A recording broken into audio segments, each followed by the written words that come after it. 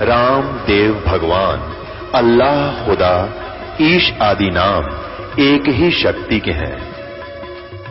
वो कैसा है, कहां है, कैसे मिलता है, किसने देखा है?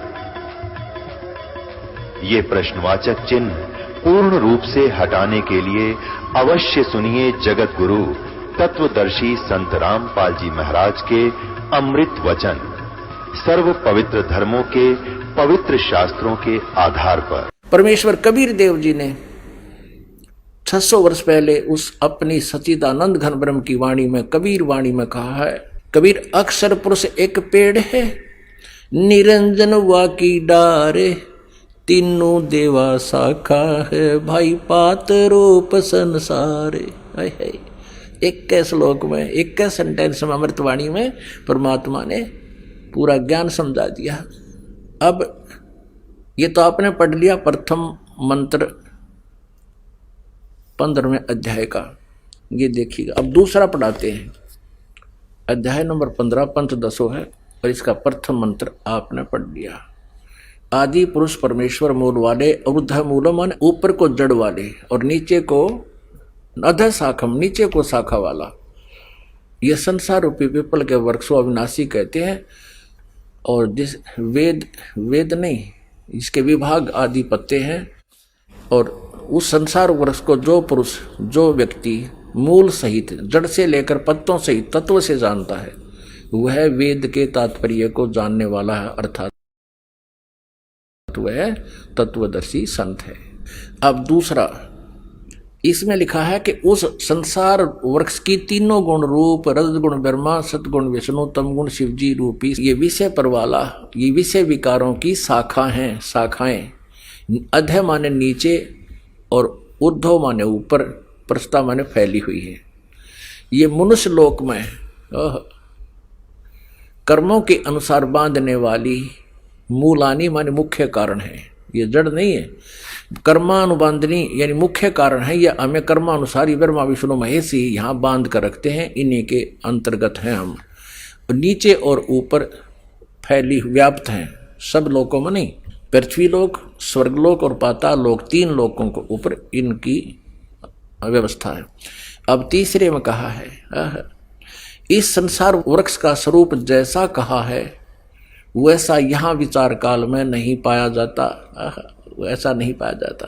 अपने आत्माओं, श्रीमद् भगवत गीता अध्याय नंबर 4 के श्लोक नंबर 34 में कहा है कि गीता ज्ञानदाता कहता है, मैं इस पूरे अध्यात्म ज्ञान से परिचित नहीं हूँ, इसलिए तत्वदर्शी संतों के पास जा, उनसे उस परमात्म तत्व की जानकारी जान जो गीता ज्ञानदाता से अन्य है।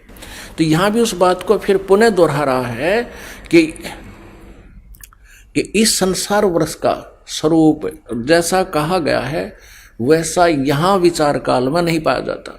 यानी तेरे और मेरे इस गीता जी के डिस्कशन में, इस गीता जी के वर्णन में मैं आपको कंप्लीटली नहीं बता सकता, क्योंकि मैं नहीं पा रहा हूँ उसके आदि और अंत को। इसलिए तत्वदर्शी संत की खोज कर यहाँ वो स्पष्ट कर रहा है। अब फिर देखिएगा, श्रीमद् भगवत गीता हम अध्याय नंबर 15 पढ़ रहे हैं। अध्याय नंबर 15 का श्लोक नंबर अब हम 3 पढ़ रहे हैं। इस संसार वर्ष का स्वरूप जैसा कहा है वैसा यहाँ विचार काल में नहीं पाया जाता, क्योंकि न तो इसको आदि है और न अंत है। गीता ज्ञानदाता कहता मुझे नहीं पता इसके आदि और अंत का, और न इसकी अच्छी प्रकार से स्थिति है। इसलिए इस सुविरुद्ध मूलम, अति दृढ़ मूल वाले, ये नहीं अति दृढ़ माने क्योंकि ऊपर जो जड़ है वो मूल मालिक है, वो सनातन परम धाम है, वो अविनाशी है। इसलिए सुविरुद्ध मूल वाले, अति दृढ़ मूल वाले, जड़ वाले संसार रूपी पीपल के वृक्ष को दृढ़ेन यानी दृढ़, असंग शस्त्रेन वैराग्य रूप शस्त्र द्वारा काटकर नहीं, उस तत्व ज्ञान रूपी शस्त्र द्वारा काटकर यानी उससे समझकर, असंग शस्त्रेन यानी तत्व ज्ञान रूपी शस्त्र से काटकर उससे समझकर, उसके पश्चात अब चौथे में 15वें अध्याय के चौथे में स्पष्ट कर दिया है। ये चौथा श्लोक है।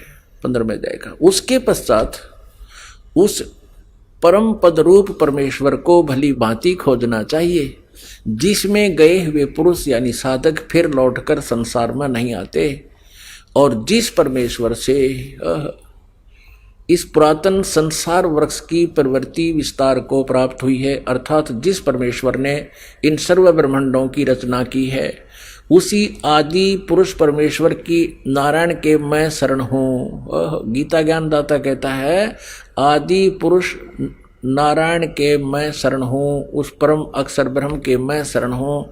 इस प्रकार दृढ़ निश्चय करके उस परमेश्वर का मनन और निधि ध्यान करना चाहिए। पुण्यात्मा, इन तत्व ज्ञानहीन ऋषि मंडलेश्वरों से कोई पूछा करते हैं कि भगवान गीता ज्ञानदाता अपने से अन्य किस परमेश्वर की शरण में जाने को कहता है? ये कहते नहीं, ये अपनी ही शरण में आने को कहता है। इतना विस्तार से ज्ञान दिया है गीता जी में, इतना तरतीब वाइज ज्ञान दिया है। अब यहाँ स्पष्ट हो गया है कि गीता ज्ञानदाता कहता है मेरे और तेरे तो जन्म मृत्यु होते रहेंगे, मेरी साधना करेगा तेरे भी मृत्यु मेरी भी मृत्यु, तू ब्रह्मलोक में जाएगा, ब्रह्मलोक पर्यंत भी वापस आते हैं।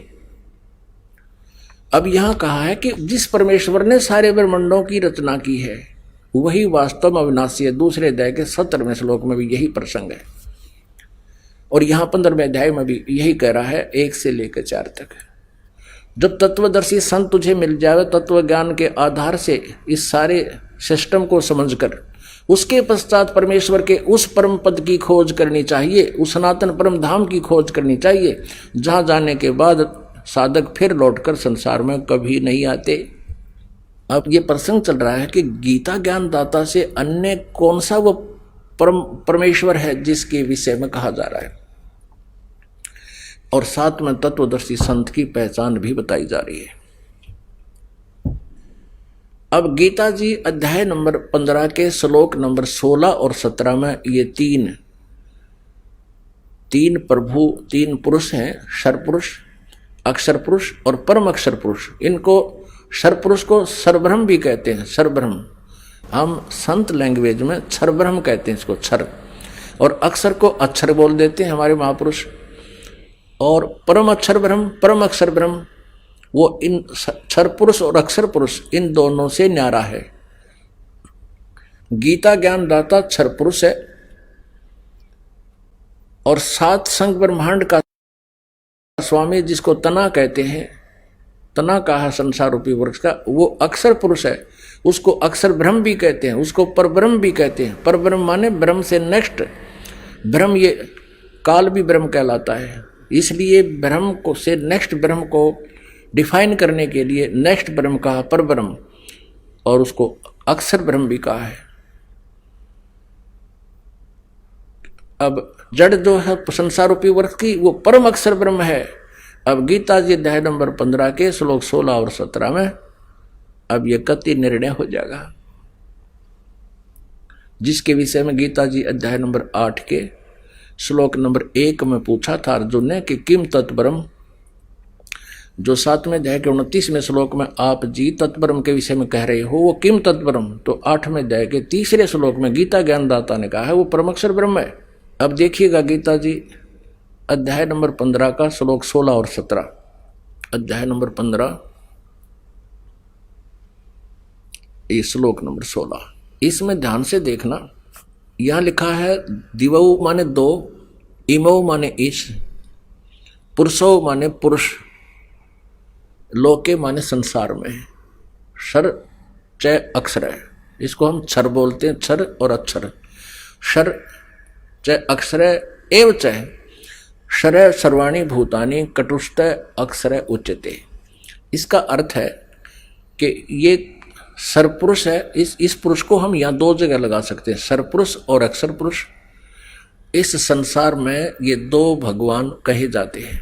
लोके माने इस संसार में, क्योंकि सरपुरुष और अक्षर पुरुष के जितने भी लोक हैं ये पृथ्वी तत्वों से बने हुए हैं। इनके मटेरियल में थोड़ा सा अंतर है, सतीर्थाम जैसे कच्ची ईंट हो एक पक्की ईंटों का, इतना अंतर है। तो यहां बताया है कि इस संसार में, लोके माने संसार में, इस लोक में दो पुरुष हैं, दो प्रभु हैं, एक सरपुरुष और एक अक्षर पुरुष। और इन दोनों के लोकों में जितने भी प्राणी हैं वो सभी प्राणियों के शरीर तो नाशवान है, जीवात्मा किसी की नहीं मरती। पुण्यात्माओं, अब प्रसंग चल रहा है कि गीता ज्ञानदाता अपने से अन्य किस परमेश्वर की शरण में जाने को कह रहा है। अब उसको स्पष्ट किया जा रहा है, उस कंसेप्ट को क्लियर किया जा रहा है।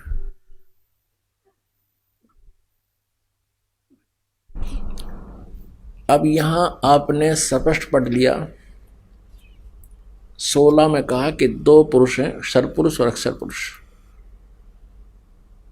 और इनके लोकों में भी जितने प्राणी हैं उनका स्थूल शरीर नाशवान है, इनका भी नाशवान है।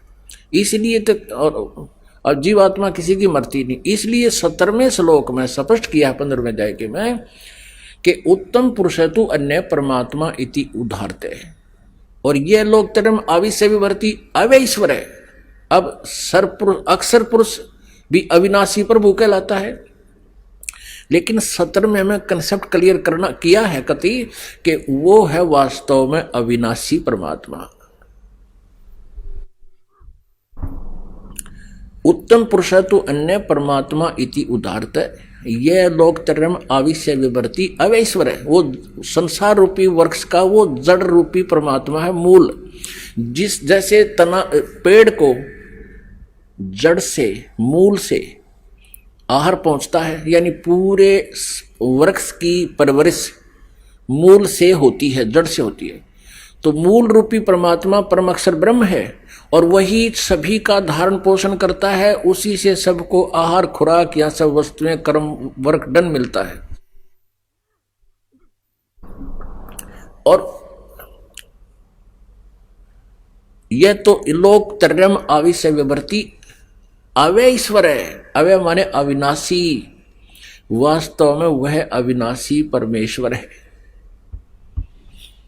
अपनात्मा गीता जी अध्याय नंबर 15 के श्लोक नंबर 18 में गीता ज्ञानदाता कहता है कि मैं लोक वेद के आधार से पुरुषोत्तम प्रसिद्ध हूं, क्योंकि मेरे 21 ब्रह्मांडों में मेरे अंतर्गत जितने प्राणी हैं, कहते मेरे अंतर्गत जितने प्राणी हैं, ब्रह्मा विष्णु महेश जी या अन्य देवता या हम कीड़ी कुंजर आदि सब राजा रंग, इनसे मैं श्रेष्ठ हूं, इनसे तगड़ा हूं, ये मेरे अंतर्गत हैं, इनसे मैं प्रबल हूं। इसलिए लोक वेद के आधार से मुझे पुरुषोत्तम प्रसिद्ध हो रहा हूं, क्योंकि मैं मेरे अंतर्गत जितने प्राणी हैं उन तक श्रेष्ठ हूं। लेकिन मैं पुरुषोत्तम नहीं हूं, पुरुषोत्तम तो कोई और है। अब लोक वेद क्या होता है? सुना सुनाया ज्ञान है जो सत्य ना हो और हमने सत्य मान रखा हो। जैसे हम लोक वेद के आधार से ब्रह्मा विष्णु महेश जी को अजरो अमर मानते थे। इनके कोई माता पिता नहीं है, इनके इतिहास इनकी जीवनी में लिखा है कि ये तो नासवान है, इनकी जन्म मृत्यु होती है, और दुर्गा इनकी माता है, और काल रूपी ब्रह्म ये ज्योति निरंजन क्षर पुरुष इनका पिता है। तो हम जो लोक वेद सुना था वो गलत था। इसी प्रकार ये कह रहा है गीता ज्ञानदाता 15वें अध्याय के 18वें श्लोक में, मैं तो लोक वेद के आधार से पुरुषोत्तम प्रसिद्ध हूं, आई एम नॉट पुरुषोत्तम। ये देखना अध्याय नंबर 15 का गीता जी, और यहां देखिएगा ये 18वां श्लोक है। ये क्या कहता है? यस्मात् क्षरम अतीतः अहम अक्षरात् अपि च उत्तम अतः अस्मि लोके वेदे च प्रथित पुरुषोत्तम है। 18वां श्लोक। क्योंकि मैं शर्मन नाशवान जड़ क्षेत्र से, जो मेरे अंतर्गत जितने प्राणी हैं उनसे अतीत हूँ, और अविनाशी जीव आत्मा जो मेरे अंतर्गत हैं उनसे भी उत्तम हूँ। इसलिए लोके वेदे, लोक और वेद में नहीं, लोक वेद के आधार से पुरुषोत्तम नाम से प्रसिद्ध हूँ।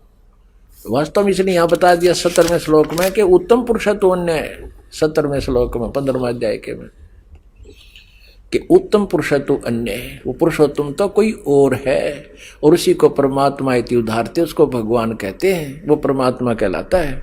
और ये लोक त्रयम् आविश्य विभर्ति अवैश्वर है, जो तीनों लोकों में प्रवेश करके शब का धारण पोषण करता है, वो है अविनाशी परमात्मा।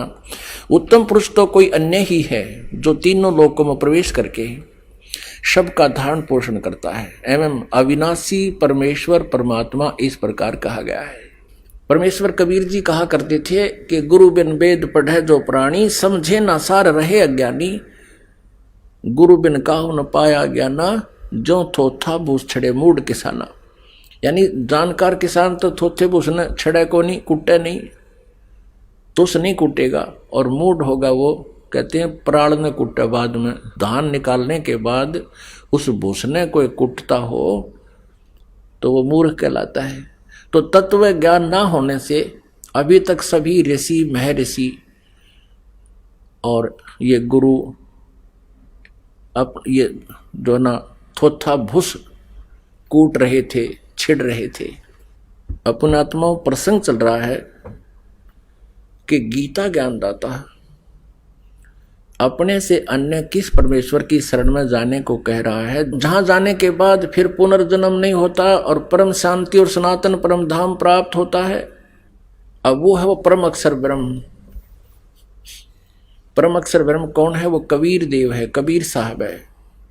और ये वही परमात्मा है जो बनारस में काशी शहर में 600 वर्ष पहले धानक की भूमिका, जुलाहे की भूमिका करते हुए, एक अच्छे नागरिक की भी भूमिका करते हुए और तत्वदर्शी संत की भूमिका वो विशेष रूप से करने के लिए आए थे। और सच्चिदानंद घन ब्रह्म की वाणी में जैसे चौथे अध्याय के 32वें श्लोक में गीता जी में कहा है कि ब्रह्मणे मुखे, ब्रह्मणे माने परम अक्षर ब्रह्म के, मुखे माने मुखारविंद से, उनके अपने मुख कमल से उतरित वाणी में, उस परमेश्वर के मुख कमल से उतरित वाणी में उसको सच्चिदानंद घन ब्रह्म की वाणी कहा जाता है। यानी तत्व ज्ञान को विस्तार से कहा गया है। उसको तू तत्वदर्शी संतों के पास जाकर समझ, चौथे अध्याय के 34वें श्लोक में, कि वो तत्व ज्ञान है जो परमेश्वर ने आकर बताया है। अब गीता जी अध्याय नंबर 17 के श्लोक नंबर 23 में कहा है, ओम तत्सत इति निर्देश ब्रह्मण त्रिविध समर्थ। इसका क्या अर्थ है कि ब्रह्मणे माने सच्चिदानंद घन ब्रह्म यानी परम अक्षर ब्रह्म को पाने का इस 3 मंत्र की साधना का परम निर्देश है। निर्देश माने फाइनल फैसला, फाइनल डिसीजन, नथिंग एल्स। यानी इस मंत्र के अतिरिक्त और कोई जाप आपने नहीं करना, अन्य साधना पूर्ण परमात्मा के पाने की नहीं है। ओम तो यह सरपुरुष का यानी ब्रह्म का जाप है। ये स्वयं स्वीकार कर रहा गीता जी अध्याय नंबर 8 के श्लोक नंबर 13 में, ओम इति एक अक्षरम ब्रह्म व्यवहारण माम अनुसमरण यह परियाति तदंदेहम सयाति परमाम गतिम। माम ब्रह्म, मुझ ब्रह्म का केवल एक ओम अक्षर है, अंतिम श्वास तक जो सिमरण करता हुआ जाता है वो ओम नाम से मिलने वाले लाभ को प्राप्त करता है। ओम नाम से कौन सा लाभ मिलता है? ब्रह्मलोक प्राप्ति होती है।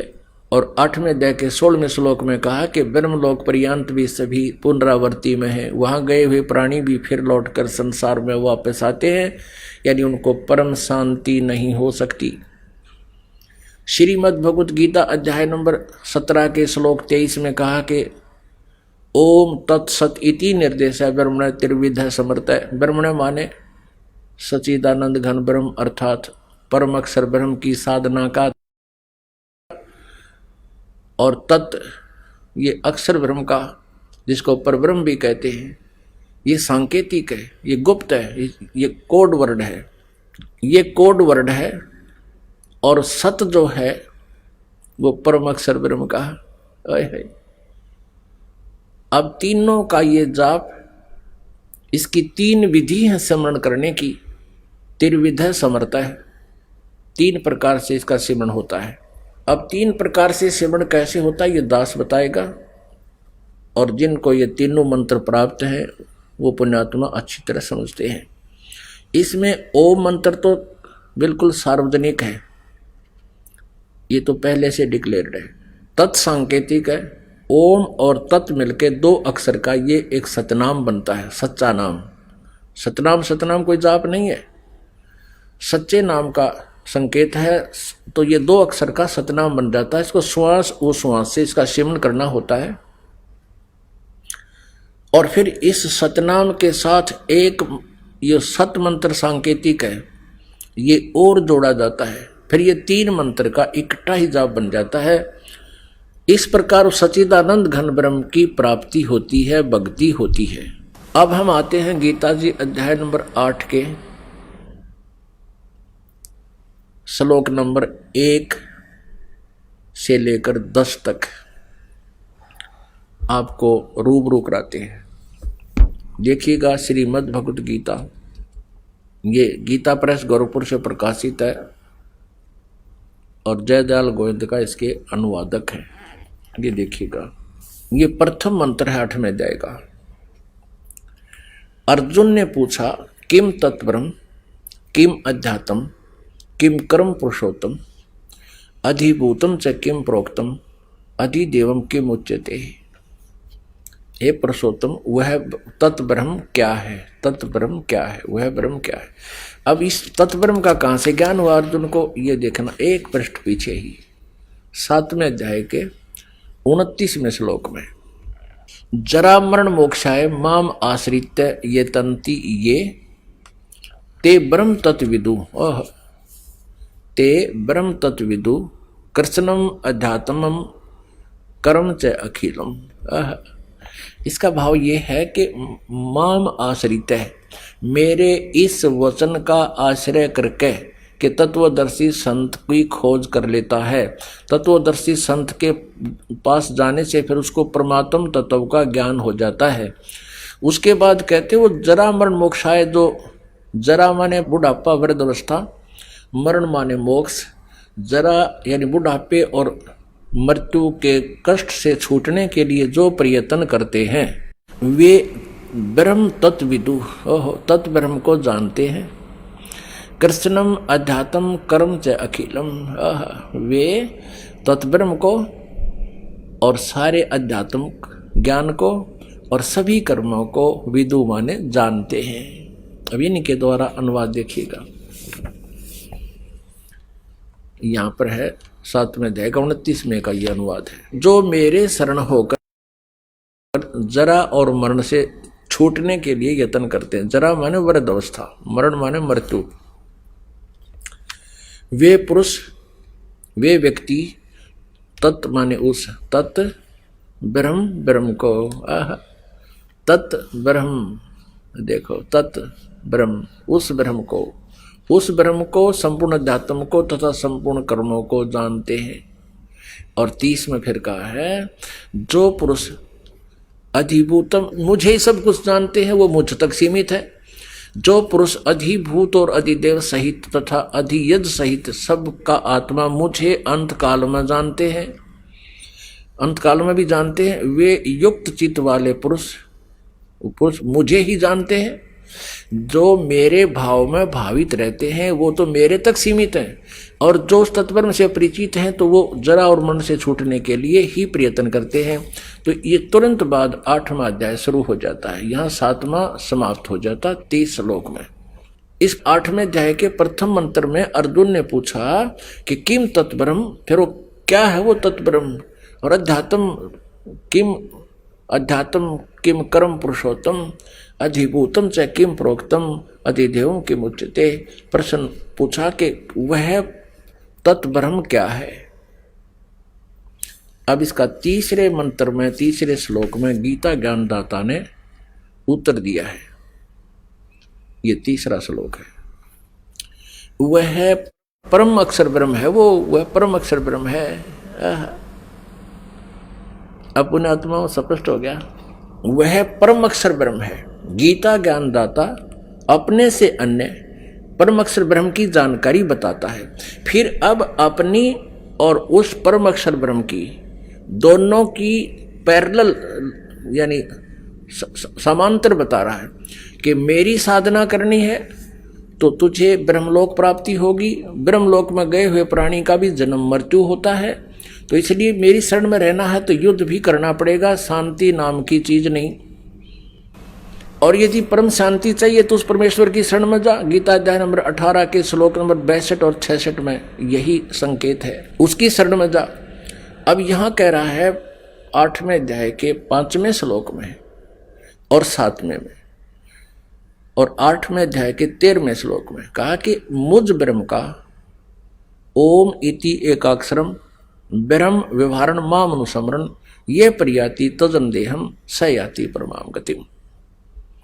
मुझ ब्रह्म का एक ओम अक्षर है, नथिंग एल्स, उच्चारण करके सिमरण करने का, और यह प्रयाति तजन देहम जो शरीर छोड़कर जाते समय तक उसका सुमरण करता हुआ जाता है, सयाति परमाम गति, ओम नाम से मिलने वाली जो परम गति है ब्रह्मलोक प्राप्ति हो जाएगी।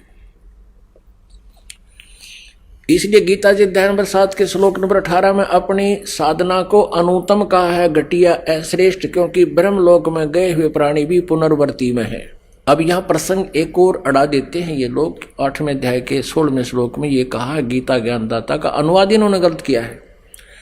उसमें किया है कि ब्रह्मलोक पर्यंत सभी पुनर्वर्ती में है, वहां गए हुए प्राणी भी पुनर्जन्म प्राप्त करते हैं, मृत्यु होती है। लेकिन वह अनुवाद इन्होंने गलत कर दिया कि मुझे प्राप्त प्राणी का फिर पुनर्जन्म नहीं होता, तो यहाँ गलत अनुवाद गलत है इनका। यदि इस अनुवाद को सत्य माने तो चौथे अध्याय का 5वां और दूसरे अध्याय का 12वां श्लोक गलत सिद्ध हो जाता है, जहां कहता है कि तेरे और मेरे बहुत जन्म हो चुके, तू नहीं जानता मैं जानता हूं, तो यह अनुवाद गलत है। तो यहां ये आपको भ्रमित कर सकते हैं, इसलिए कंसेप्ट सारे क्लियर करने पड़ रहे हैं। अब हम आते हैं कि गीता ज्ञानदाता 8वें अध्याय के 5वें और 7वें और 13वें श्लोक में कहता है कि मेरा ओम एक अक्षर है, एक ब्रह्म ओम मंत्र है, और जो इसकी साधना करता है, इससे ये मेरी साधना का मंत्र है। तो कहते तू मेरी साधना कर और मुझे ही प्राप्त होगा, पर युद्ध भी करना पड़ेगा, युद्ध भी कर, मेरा स्मरण भी कर। गीता जी अध्याय नंबर 8 के श्लोक नंबर 6 में कहा कि ये नियम है कि अंत समय में जो जिसकी साधना करता हुआ जाता है उसके भाव में भावित रहता है, उसी में उसी की आस्था बनी रहती है। परमात्मा ने अपनी सच्चिदानंद घन ब्रह्म की वाणी में कहा है, तत्व ज्ञान में कहा है कि जहां आशा ता बासा होई, मन कर्म वचन सुमरियो सोई। जहां अंत समय में तेरी आस्था रहेगी वहीं तेरा जन्म होगा, जहां आशा रहेगी। अब हम परम अक्षर ब्रह्म में आस्था बनाएंगे तो उसको प्राप्त हो जाएंगे, और जो ब्रह्म में आस्था रखते हैं तो ब्रह्म लोक चले जाएंगे, उसकी साधना ठीक करते हैं तो। और जो करते हरे राम हरे कृष्ण राधे श्याम राधे राधे श्याम मिलाते और वो आशा करते हैं ब्रह्म लोक जाने की, सपने में भी नहीं जा सकते। वो तो ओम एक अक्षर है, और वो भी पूरे संत से लेकर जो अधिकारी हो उससे लेकर जाप करने से ही वो लाभ भी तब प्राप्त होगा। अब यहाँ स्पष्ट हो गया 8वें अध्याय के 13, 5 और 7 मंत्र में कि तू मेरा सिमरण कर मुझे प्राप्त होगा। देखिएगा आपके रूबरू कराते पवित्र सदग्रंथ को, 8वें अध्याय का ये 5वां मंत्र है।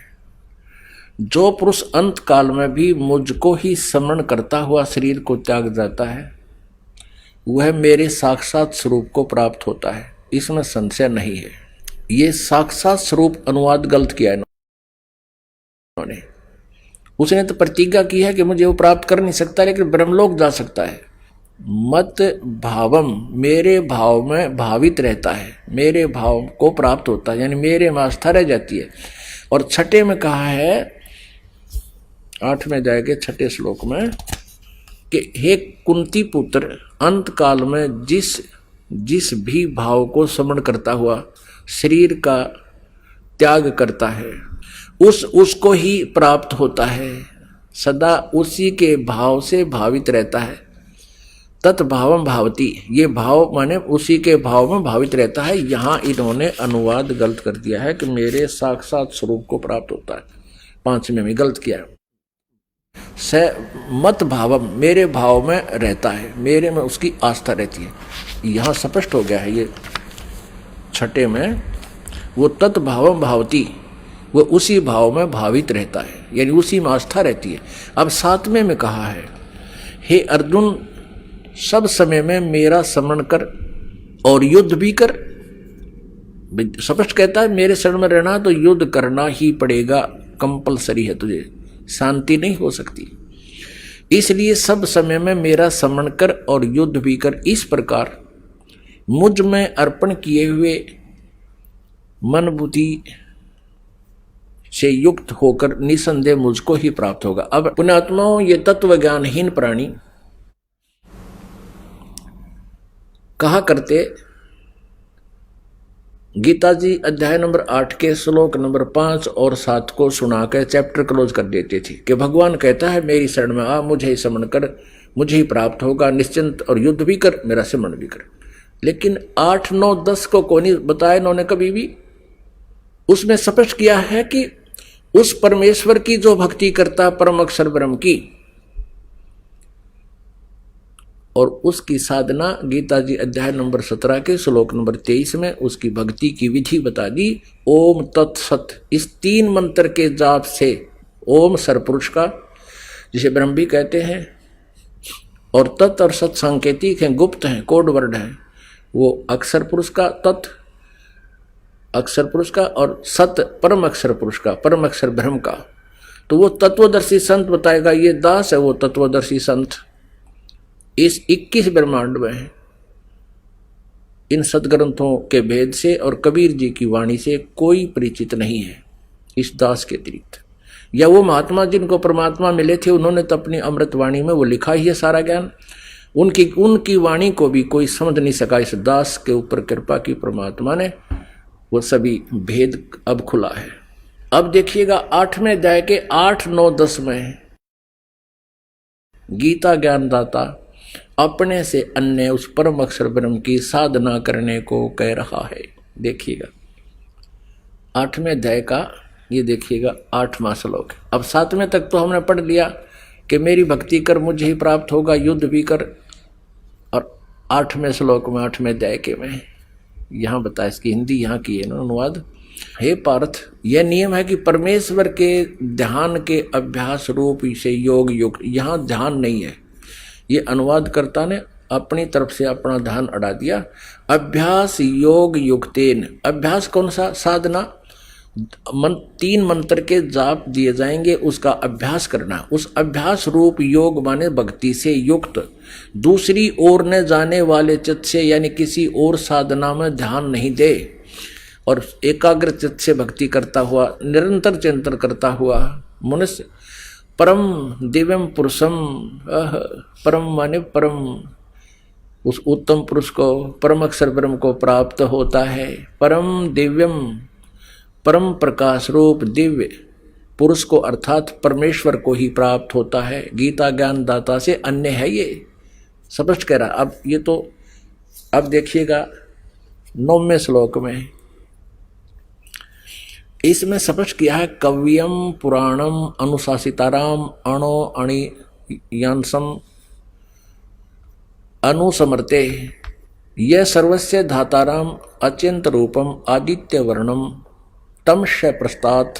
जो पुरुष यानी जो साधक, यहाँ कव्यम का अर्थ अभी नहीं बताएंगे वास्तविक क्या है, पर इन्हीं के अनुवाद से आप आसानी से समझ लोगे। वैसे कवि का अर्थ सर्वज्ञ नहीं होता, यहाँ कबीर देव लिखना था, वो कबीर देव परमात्मा है।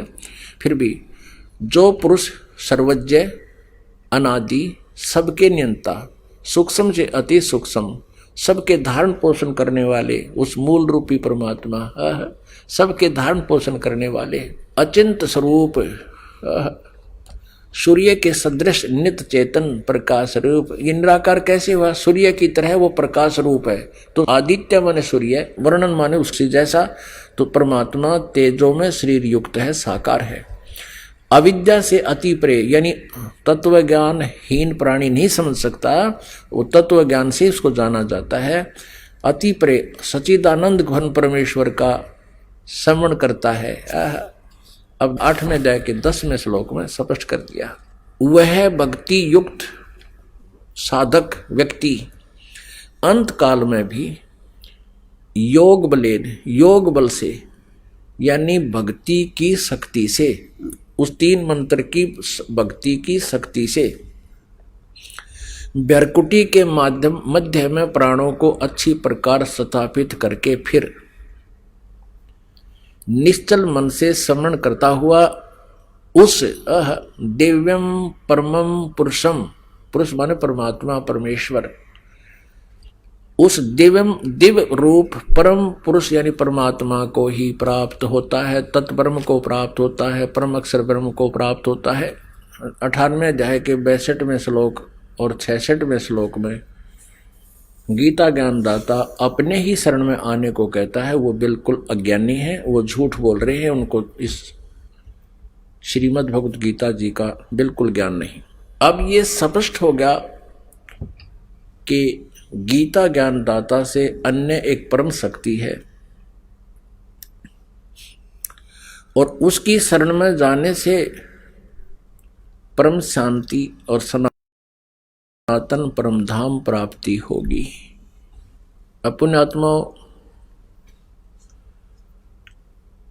परमेश्वर कबीर देव जी वो हम सब आत्माओं के हमदर्द हैं, हितैषी हैं। अब गीता जी अध्याय नंबर 15 के श्लोक नंबर 17 में 2 महत्वपूर्ण शब्द विशेष लिखे हैं। एक तो ये कहा कि उत्तम पुरुष तो अन्य परमात्मा इति उदाहरते है। ओए होए, उत्तम पुरुष श्रेष्ठ परमात्मा तो कोई और है। 16वें अध्याय में वर्णित सरपुरुष और अक्षर पुरुष से कोई अन्य है। और परमात्मा इति उदाहरते है जो भगवान कहा जाता है। अपने आत्माओं, इस पवित्र श्रीमद् भगवत गीता जैसे अनमोल शास्त्र को समझना बालकों का खेल नहीं है। ये तो बच्चों का किया हुआ अनुवाद है जो आज तक आप पढ़ रहे थे, बालकों का हुआ बाई कर दिया इसके अंदर। अब इसके एक एक अक्षर का बहुत गूढ़ रहस्य है और परमात्मा की ये वाणी है। गुरु बिन काहू न पाया ज्ञान, जो थो था भूस छड़े मूड किसान। गुरु बिन वेद पढ़े जो प्राणी, समझे न सार रहे अज्ञानी। ओए होए, अभी तक परमात्मा के इस तत्व ज्ञान से अपरिचित जितने भी ऋषि महर्षि आज तक हुए हैं और ब्रह्मा विष्णु महेश तक भी ये सब अज्ञानी थे, तत्व ज्ञानहीन थे। अब पुण्यात्माओं, ये शब्द दास ने कहे हैं, ये कुनीन से भी कड़वे लगेंगे एक बार, लेकिन पुण्यात्माओं जिनको मलेरिया जवर हो जाता है उनको भोजन आहार स्वादिष्ट नहीं लगता, उनकी रुचि नहीं बनती, उनको कड़वा लगता है। मनुखा दाख भी कड़वी लगती है, रोटी भी कड़वी लगती है और सेब संतरे भी कड़वे लगते हैं, कटु लगते हैं। अब ना रोटी कड़वी है, ना सेब कड़वे हैं और ना मनुखा दाख कड़वी है। उस मलेरिया जवर ने उनके शरीर की व्यवस्था को कंडम कर दिया, इतना बिगाड़ दिया कि मीठी वस्तु भी कड़वी लगती है। अब उसका ट्रीटमेंट क्या है कि कड़वी कुनीन ही खानी पड़ेगी, जिससे ना चाहते भी फांकी मारनी पड़ेगी ताकि वो जवर उतरे और फिर रोटी वैसे ही स्वादिष्ट लगे। तो ये अज्ञान रूपी जवर हो गया आप जी के। अब ये तत्व ज्ञान रूपी कुनीन आपको खिलाई जा रही है, तो इसको आप स्वीकार नहीं कर रहे। ये रोटी थी खाने की प्रतिदिन परमात्मा का ये तत्व ज्ञान, और ये आज हमें अच्छा नहीं लग रहा, नहीं सवारा, क्योंकि हम कबीर जी को भगवान मानने को तैयार नहीं। क्यों नहीं तैयार? क्योंकि अज्ञान रूपी जवर से हम पीड़ित हैं और उस अज्ञान रूपी जवर को हटाने के लिए ये तत्व ज्ञान रूपी कुनीन खानी पड़ेंगी। ये कड़वी लगे तो भी खानी पड़ेंगी, नहीं तो ये जवर नहीं समाप्त होगा। तो ये दास ने जो शब्द बोला है कि ब्रह्मा विष्णु महेश नासवान, और ये तत्वज्ञानहीन सतयुग से लेकर आज तक ये सारे अज्ञानी तत्वज्ञानहीन थे, ये वेद ज्ञानहीन थे, इनको वेदों का पता नहीं था। तो ये कुनीन है और आप जी को ये खानी पड़ेगी यदि ये अज्ञान नाश कराना है, इस अज्ञान रूपी जबर का नाश कराना है तो आपने खानी पड़ेगी। अब आपको खिलाएंगे आराम से और सदग्रंथों में प्रमाणित करेंगे, आप आराम से ग्रहण करोगे। क्योंकि बालक होते हैं ना बच्चे, उनको तो माता पिता या डॉक्टर जबरदस्ती कुनीन किसी वस्तु में घोल घाल कर जबरदस्ती पिलाता ही पिलाता है। और जब बच्चे समझदार होते हैं और बड़े होते हैं, जो उनको पता भी है कि कड़वी है और वो फिर भी खा जाते हैं, उनको पता खाना ही पड़ेगा। तो इसी प्रकार आप जी आप समझदार हो गए हो, बालक नहीं हो, आप जिन या कुनीन खानी पड़ेगी। अपुण्यात्माओं तत्व ज्ञान रूपी अमृत बरसे और ऊपर तो भगवान बरसे। देख दो मौज मचा रखी। अपुण्यात्माओं ये कंसेप्ट आपको क्लियर करना पड़ेगा कि ये गीता जी अध्याय नंबर 15 के श्लोक नंबर 17 में कहा है, उत्तम पुरुष है तो अन्य परमात्मा इति उदाहरते ये लोग तरम आविश्य विभर्ति अवैश्वर है। अब इसमें परमात्मा कहा गया है, ये शब्द बोला है, एक उत्तम पुरुष है तो अन्य, ये दो शब्द जो परमात्मा के ने इस गीता जी के अध्याय नंबर 15 के श्लोक 17 में कही, ये बहुत विचारणीय है। यानी श्रेष्ठ परमात्मा तो ऊपर वर्णित दोनों से कोई अन्य है और वही परमात्मा कहा जाता है, उसी को परमात्मा कहते हैं। अब परमात्मा की डेफिनेशन समझनी पड़ेगी अपने को। परमात्मा उसको कहते हैं भगवान को। भगवान किसे कहते हैं? जो केवल हमें सुख दे। श्रेष्ठ आत्मा वही होती है, परमात्मा वही होता है जो हमें दुख ना दे, केवल सुख दे। अब जो दुख भी देता वो परमात्मा कैसे है? जैसे किसी का बेटा मर गया, किसी की बेटी मर गई, किसी की टांग कट गई, किसी की आंख फूट गई, किसी को कैंसर हो गया है, कहीं फ्लड आ गया, ना जाने कितना क्षेत्र फ्लड की चपेट में आकर कई सैकड़ों व्यक्ति मारे जाते हैं। अब जिस भगवान को हम परमात्मा मानते थे और उसके लोक में ऐसे कहर टूट रहे हैं, तो वो परमात्मा कैसे हुआ? वो तो काल है। गीता जी अध्याय नंबर 11 के श्लोक नंबर 32 में ये स्वयं कहता है, श्री कृष्ण में प्रवेश करके बोल रहा है ये ब्रह्म क्षर पुरुष कि मैं काल हूं अर्जुन, और अब सब का नाश करने के लिए अब आया हूं, अब प्रवृत्त हुआ हूं। यदि श्री कृष्ण जी गीता जी बोल रहे होते, ये शब्द नहीं कहते कि मैं अब प्रवृत्त हुआ हूं, श्री कृष्ण जी तो पहले विद्वान थे। तो यहां वो काल कह रहा है और हमने काल को परमात्मा मान लिया। ओए भाई, हमने इस काल को यानी सरपुरुष को भगवान मान रखा है, जो ब्रह्मा विष्णु महेश के पूज्य पिताजी हैं। और ये कहता मैं तो सब न खाऊंगा, सबको खाता हूं। गीता जी अध्याय नंबर 11 के श्लोक नंबर 21 में और 46 में अर्जुन कह रहा है कि हे भगवान, आप तो देवताओं को भी खा रहे हो, आप ऋषि महर्षि भी आपसे प्रार्थना कर रहे हैं, मंगल कामना कर रहे हैं, मंगल हो मंगल हो, आप तो उनको भी खा रहे हो। कुछ आपकी जाड़ा में लटक रहे हैं, कुछ आपके मुंह में समा रहे हैं। हे सहस्र बाहु, हे 1000 भुजा के भगवान, आप उसी चतुर्भुज रूप में आओ, मैं आप से भयभीत हो गया हूं। अब यहां भी एक विचारणीय विषय है कि सहस्र बाहु का 1000 भुजा वाला श्री कृष्ण जी अर्थात विष्णु जी और श्री शिव जी और श्री ब्रह्मा जी, ये चतुर्भुज भगवान है। और अर्जुन उनको श्री कृष्ण जी को विष्णु ही मान रहे थे, जबकि उस काल को श्री कृष्ण अर्थात विष्णु मान रहा था अर्जुन, लेकिन वो तो 1000 भुजा का भगवान है, ये सरपुरुष है। ये 4 भुजा के भगवान है ब्रह्मा विष्णु महेश जी, और वो 1000 भुजा का भगवान है जो इनके पिताजी हैं। वो सरपुरुष काल है। अब हमने इस काल को स्वामी मान लिया, अपना मालिक मान लिया और दयालु परमात्मा मान लिया। अब विष्णु पुराण में कहा है कि विष्णु जी का प्रथम रूप तो ब्रह्म है, पुरुष है, और परम रूप उसका काल है। अब पुण्यात्माओं, ये सदग्रंथ कितना रहस्य हमें बता रहे हैं, लेकिन हम समझ नहीं सके। विष्णु पुराण में इस विष्णु यानी काल रूपी ब्रह्म को, ये विष्णु रूप धारण करके किसी को दर्शन देता है तो इसको वो विष्णु मानकर ही महिमा गाना शुरू कर देते थे। इस विष्णु पुराण में दोनों ही महिमा है, इस काल के पुत्र विष्णु की और इस महाविष्णु काल की। तो महाविष्णु रूप में ये काल है, ये ब्रह्म है, सरपुरुष है। अब देखिएगा इसके विषय में श्री विष्णु पुराण में क्या लिखा है, ये देखना। श्री विष्णु पुराण सचित्र हिंदी अनुवाद सहित, ये गीता प्रेस गोरखपुर से प्रकाशित है। और यहां देखिएगा इसके अनुवाद करता है मुनीलाल गुप्त, अनुवादक मुनीलाल गुप्त है, गीता प्रेस गोरखपुर से प्रकाशित है। अब यहां देखिएगा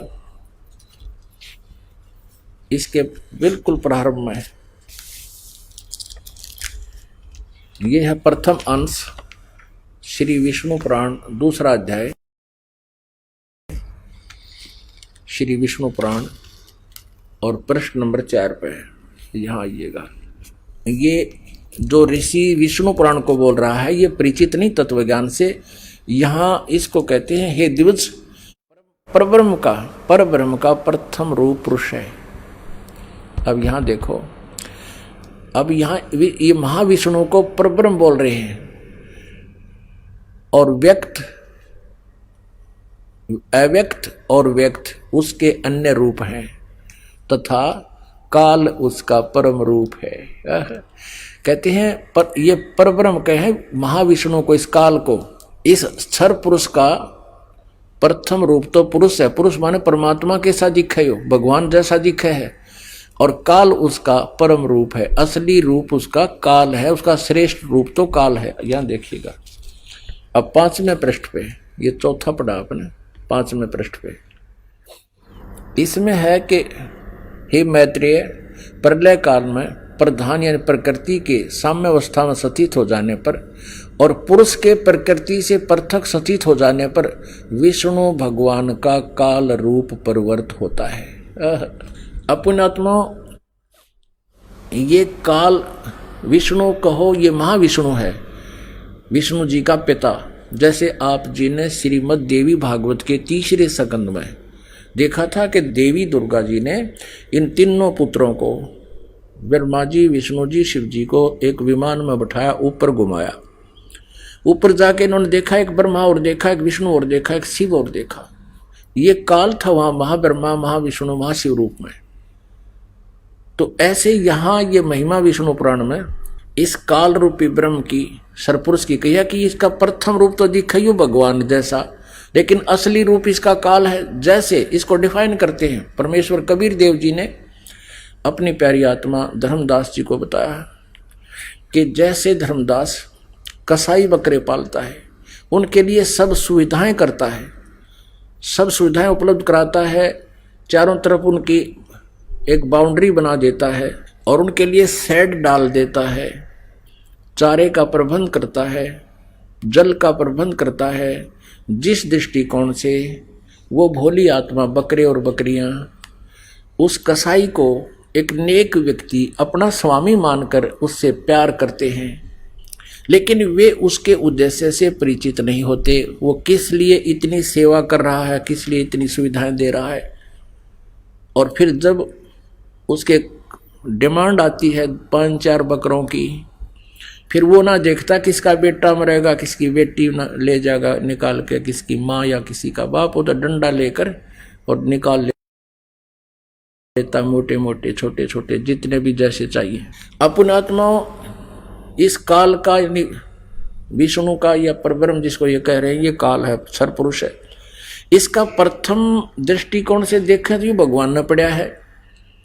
देखो कितनी बढ़िया पृथ्वी दे रखी है, काजू किस्मत सेब संतरे, गेहूं चना बाजरा ज्वार, कितने अच्छे प्रकार का खाद्य आहार हमें उपलब्ध करवा रखा है। और पृथ्वी में कितना मीठा जल, दरियाएं बहा रखी है, कैसे वर्षा होती है, सूर्य उदय हो रहा है अस्त हो रहा है, कितने सुंदर व्यवस्था कर रखी है। अब इस व्यवस्था को देखें तो ऐसा लगता है जैसे बहुत ही बढ़िया भगवान है, बहुत अच्छा आदमी है, बहुत अच्छा है, ये नेक है, परमात्मा ही लगता है। और फिर देखें किसी का बेटा मर गया, किसी की बेटी मर गई, कहीं पर फ्लड आ गया, कि तब भूकंप आ गया, दुर्घटना में एक एक परिवार के 3-3 व्यक्ति मारे जा रहे हैं। ये 1 लाख मानव शरीरधारी प्राणियों के सूक्ष्म शरीर को तपतशिला पर भूनकर, एक तवा है वहां पर, इसका बहुत बड़े पत्थर की टुकड़ी संगमरमर जैसी, वो अपने आप हीट रहती है उसमें, और उस पर भून कर खाता है। आइए अब हम उन श्रद्धालुओं के अनुभव जानते हैं जो जगत गुरु तत्वदर्शी संत रामपाल जी महाराज जी से दीक्षा प्राप्त कर चुके हैं तथा उनके द्वारा बताए गए भक्ति मार्ग पर चल रहे हैं। सर नमस्कार। नमस्कार सर। सर क्या नाम है आपका? सर हमारा नाम विनोद पांडे है। विनोद जी कहाँ से आए आप?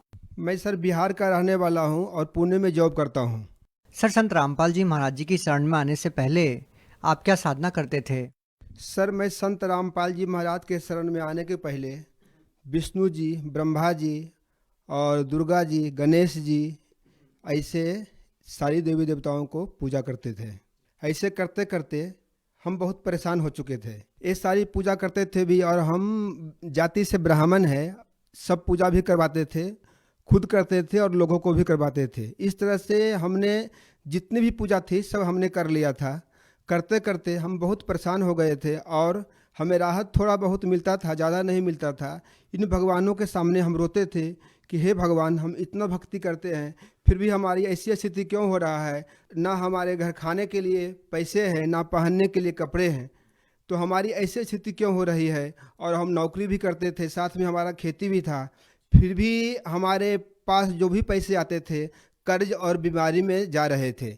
ऐसे करते करते हम बिल्कुल नाराज़ हो चुके थे। निराश होते होते हमारा ऐसा लग रहा था कि ये भक्ति फिर करना क्यों है जब हमारे साथ में ऐसा बीत रहा है। एक बार हमारे साथी के ऊपर देवी जी आते थे, तो देवी जी से मैंने पूछा कि आपको मैंने 10 दिन पूजा किया, जग में भी मैंने 10 दिन आपका सेवा किया, फिर भी हमारे साथ में 10 दिन ऐसा बीमारी क्यों हो गया, 10 दिन का बीमारी हमारे को लग गया, फिर ऐसा क्यों हुआ। तो देवी जी ने बोला ये तुम्हारा कर्म का दंड है, तुम्हारे कर्मों को दंड को मैं नहीं मिट सकता हूँ। इतना कह के देवी जी चुपचाप हो गए। और मैं साथ साथ में नशा भी करता था, जैसे सिगरेट पीना, बीड़ी पीना, तम्बाकू खाना, गुटखा खाना, ये सब का दुकान मैं उधार कर लिया था। जब चाहिए तब मैं वहाँ से लेकर आता था और मनमानी जितना भी नशा मुझे चाहता था मैं उतना में नशा करता था। ऐसे करते करते मुझे कम से कम तो मेरे ऊपर 4-5 लाख रुपए कर्ज हो चुके थे। मैं कर्ज से बहुत परेशान हो चुका था। ऐसा लग रहा था कि एक कर्ज कब समाप्त होए, हमें तो खेती तो ना बेचना पड़े। और हमारे साथी भी मुझे बहुत चाहते थे, तुम इतना भक्ति करते हो फिर भी ऐसा क्यों हो रहा है, क्या फ़ायदा तुम्हारा भक्ति करने का है। मैं उन्हें कुछ उत्तर नहीं दे पा रहा था। संत रामपाल जी महाराज जी के बारे में आपको कैसे पता लगा? सर जी, संत रामपाल जी महाराज के बारे में एक हमारे साथी फैक्ट्री में काम करता था, उसने एक पंपलेट ला के दिया जिसमें 10 सवाले होता था। वह सवाले को मेरे पास में ला के रख दिया, बोला तुम तो जाति से ब्राह्मण हो, तुम इस सवालों का जवाब दो। उसमें था ब्रह्मा विष्णु शिव के माता पिता कौन है, हमारा जन्म देने में और मारने में किस प्रभु का स्वार्थ है, दुर्गा का पति कौन है, इतनी भी भक्ति करके हम फिर क्यों दुखी होती है, मोक्ष कैसे प्राप्त हो सकता है। तो मेरे से एक भी सवाल का जवाब नहीं हो सका, तो मैं निराश हो चुका। फिर बाद में मैं वो पर्ची दूसरे को दिया, दूसरे साथी को दिया। वो साथी ने फिर बरवाला जा करके संत रामपाल जी महाराज से नाम दीक्षा लिया। नाम दीक्षा लेकर के आने के बाद में मैं तो पहले वाला परंपरागत साधना करते रहा, करते करते और मेरा बुरा हाल हो रहा था। वह बोल रहा था कि तुम भी संत रामपाल जी महाराज के पास में जाकर के नाम दीक्षा ले लो, तुम्हारा भी कल्याण हो जाएगा। ऐसे करते करते 6 महीना चला गया। 6 महीने के बाद में मैं बरवाला जा कर के संत रामपाल जी महाराज से नाम दीक्षा ली।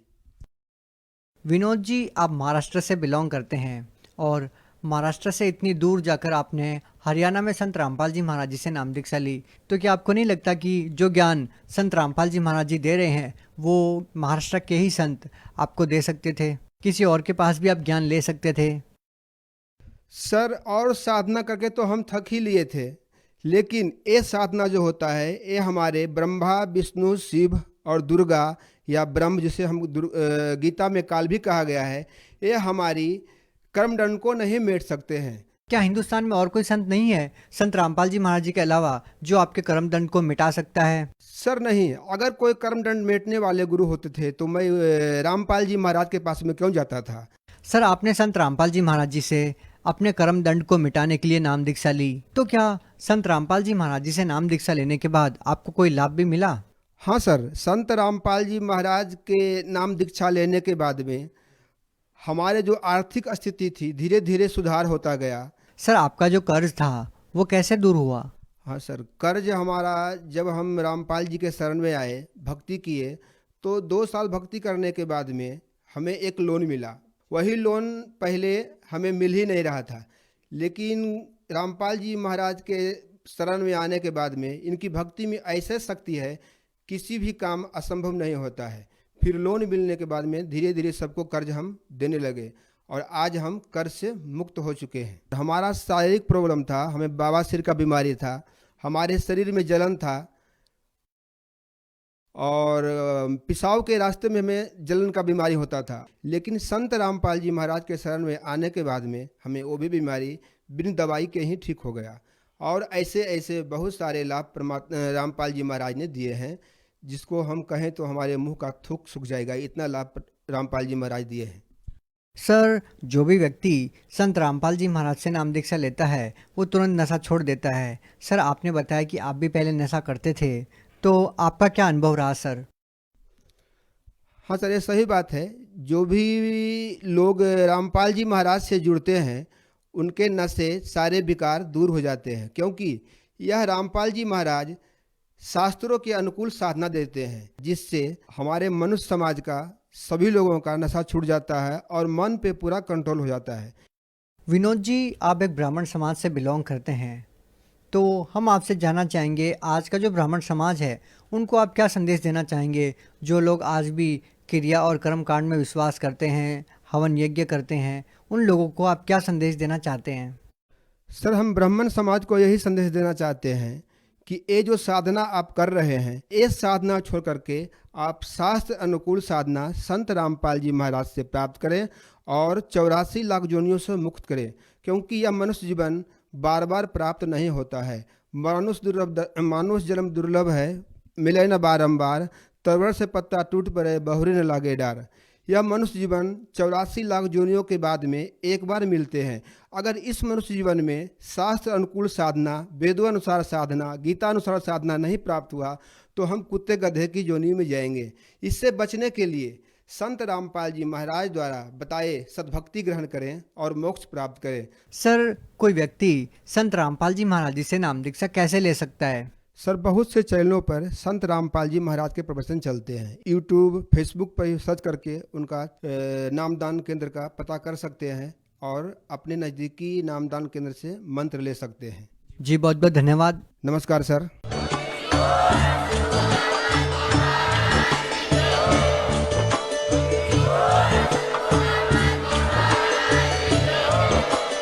आप सुन रहे थे जगत गुरु तत्वदर्शी संत रामपाल जी महाराज जी के मंगल प्रवचन। अधिक जानकारी के लिए विजिट कीजिए हमारी वेबसाइट www.jagatgururampalji.org। संत रामपाल जी महाराज जी के शुभ आशीर्वाद से पूरे विश्व भर में 500 से भी ज्यादा नाम दीक्षा केंद्र हैं, जिन पर संत रामपाल जी महाराज जी द्वारा ऑनलाइन निशुल्क नाम दीक्षा दी जा रही है। अपने नजदीकी नाम दीक्षा केंद्र का पता करने के लिए संपर्क करें 8222880541।